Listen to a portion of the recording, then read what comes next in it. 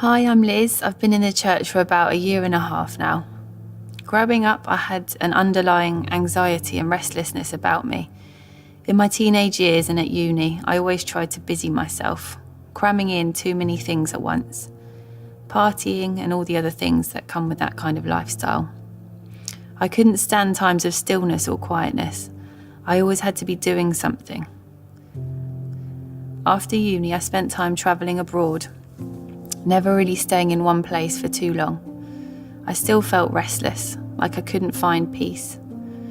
I knew I had emotional pain that needed healing, and I believed I could solve it and heal myself. I spent several years seeking something in different religions and spiritual paths. I tried Buddhist philosophies of meditating.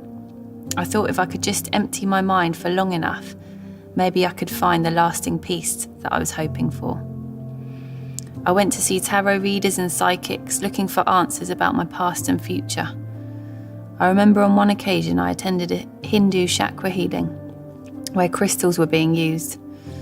During the session, one of the crystals moved across the room on its own. This frightened me and reminded me the spiritual world around is very real, and I began to question whether what I was getting into was safe. Over the years, I spent lots of money on these practices, but nothing I tried worked. I found that any positive changes were only temporary. They didn't bring about the lasting peace and healing that I was longing for.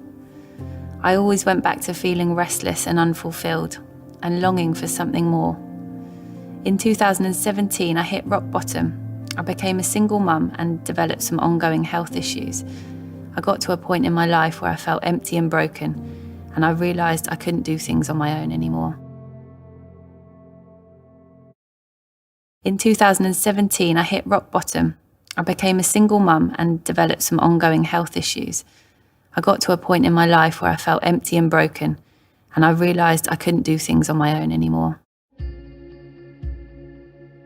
Around this time, my sister invited me to church, and I also began reading the Bible. I soon became convinced that Christianity was true. I spent several months repenting of my sin, praying and reading the Bible. I remember asking God to give me a new heart and put a new spirit in me, to remove my heart of stone and give me a heart of flesh, as his word says in Ezekiel 36. Although I believed in God, I hadn't told anyone about my faith. I remember seeing a picture in my mind of a sheep standing in a dark shadow. In front of the sheep was a bright light. I felt God telling me kindly that I was this sheep standing in the darkness. He said once I stepped into the light and spoke out about my faith, things would start changing for the better. So it was on Easter Sunday last year that I took that step of faith. I went for prayer and gave my life completely to Jesus.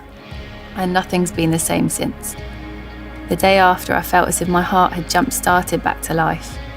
I now feel overwhelming joy, which was such a contrast to how things were before.